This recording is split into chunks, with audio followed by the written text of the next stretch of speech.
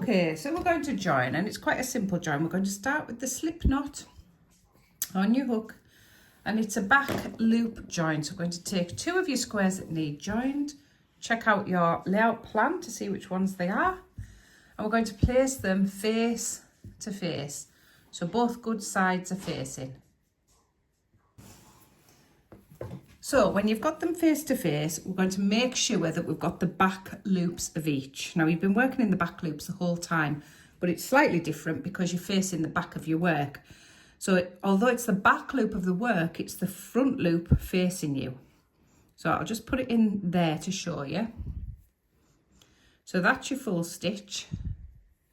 And we're just taking the back loop only, so it's the one facing you.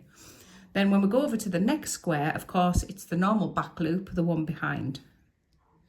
So instead of this full stitch here and this full stitch here, where we've got 4 pieces of yarn on the hook. Why do I work in black? I don't know. But we do have 4 pieces of yarn on the hook, and we're just going to take the back loop of that one and the back loop of that one. So it's the 2 loops furthest away from each other. Okay. So start with a slip knot on your hook, and we're going to go right to find the corner stitch right in the corner, back loop only of the other piece, and we're going to gently, softly slip stitch. What we don't want is a really tight join because it'll be puckered. So it's a really gentle, soft slip stitch. So nice and not baggy, but keep it loose. So back loop, slip stitch, don't pull it too tight. Back loop, slip stitch. And you'll soon work out where your back loops are. And you just use them and slip stitch. Back loop, slip stitch. All the way across. And when you've got all the way across, you're just going to use the very corner stitches again to do the last stitch. And these corner stitches you'll actually share when you do your next joining that goes across here. You'll share those corner stitches. But when you open it up, you should see a nice ridge. So can you see this ridge? It runs along here like that, and then along there like that. If you don't see that ridge, that you've not used your back loops. And if you see disruptions in that ridge, it means at some point you've gone through the full stitch and not used your back loops. So just be careful. So for a really nice finish, you want to be using your back loops all the way across. So that's how you join. So now for the joining plan.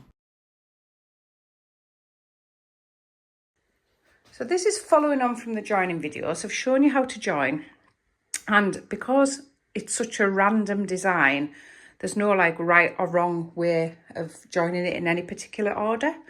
So what I would suggest you do is lay it out. You can obviously see there's some gaps which I need to finish, but lay it out and then just pick 2 that kind of go together, join them up, put them back, and then pick the next 2.